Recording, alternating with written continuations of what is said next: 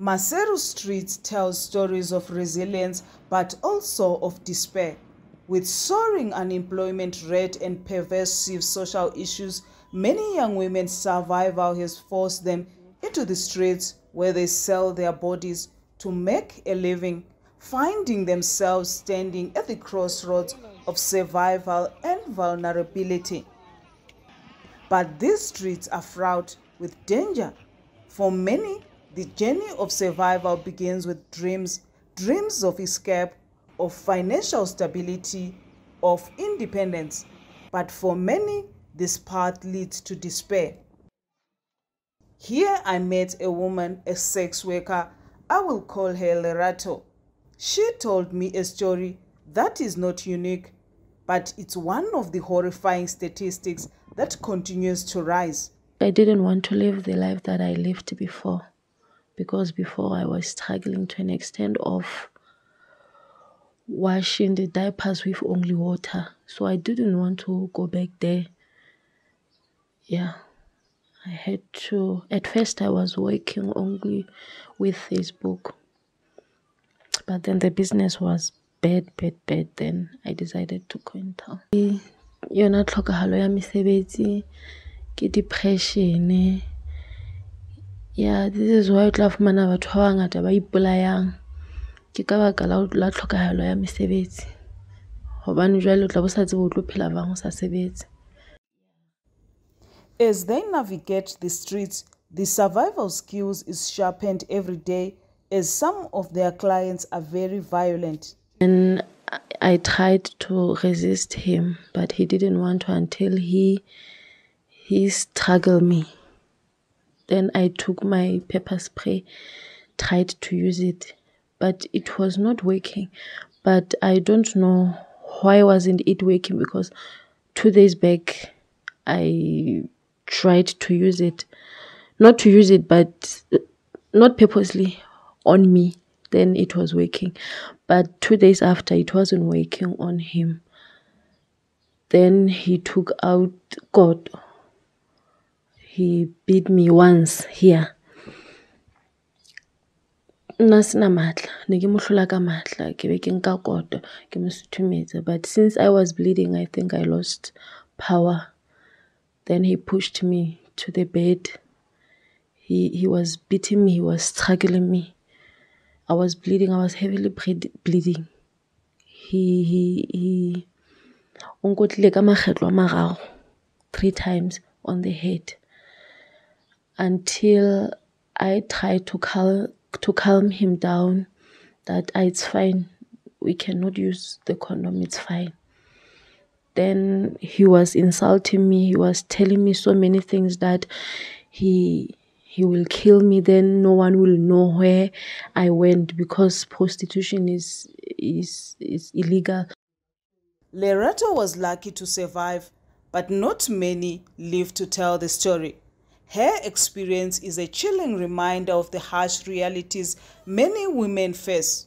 For every woman who escapes, countless others find themselves trapped in a cycle of violence and exploitation.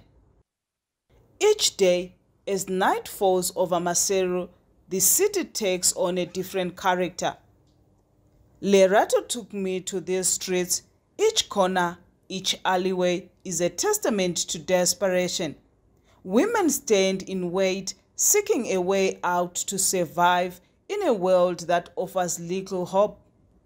These women are willing to do whatever it takes for a living. The reality of survival for Lerato and her peers alike is at stake. Here, they are trapped in cycles of violence and exploitation. It is in these streets that they fall victims of sex trafficking, a promise of prosperity across the borders of South Africa. They are told they can find jobs. It seems like an opportunity, but it's a trap. Unknown to them, the promise of a better life often turns into nightmare. Back in South Africa, these women end up in brothels, exploited and abused by those who prey on their desperation. We have gathered is that There are various things. Of course, firstly, when they first arrive at these agents' places, their documentation, travel documentations, passports, they will be taken by these masters or the people that are saying they are owners of these places that are saying they are going to look for work for them as agents. Lately, this is where now you will see that it's not even a recruiting agent, it's a brothel, where now they started looting these guys, they taking them, some guys to take them there. Eventually, they will end up now giving them to other guys for them to do whatever that they want to do. This is where you will see that they will start as if they have been formally recruited, but lately, this is where now they lead into sex work, because what we have seen is that they just take them for granted, I think, because they will just promise them work, they will promise them a lot of things, but that eventually that is not happening. And we do have some victims that have been rescued by South African police that have been sent back to Lesotho. Others, of course, they are in the centers where now they are kept just to be given proper counseling, because they've been deeply hurt. Some were even pregnant. I remember one lady, she was, I think, 16, 17, she was pregnant, but she was also rescued by the South African police, and she was deported back to Lesotho. At home, we don't have strip clubs, or we don't have brothels where we can go and provide our service. So we had to stand in the street. That's the only option we have. Things very difficult because there's no source of income for us at the moment, and we still have got people to take care of, food to put on the table. It's been really tough. It's not that I'm doing it because I love this job, but I'm doing it because of the circumstances that I find myself in. I don't see anything else that I can do to provide for me. A call on the Lesotho government to step up to combat this crisis. But they need to dismantle networks that are within that country, that of traffickers, well, because most of these traffickers, they are in South Africa, and most of victims, they are coming from South Africa, meaning these two countries, much as the government of Lesotho has to work very hard to see to that there is a lot of information that is given to Basotho in communities before people can even start going. The sex trade is a lucrative business, and those involved are willing to do whatever it takes to keep it profitable. The situation in Lesotho is dire.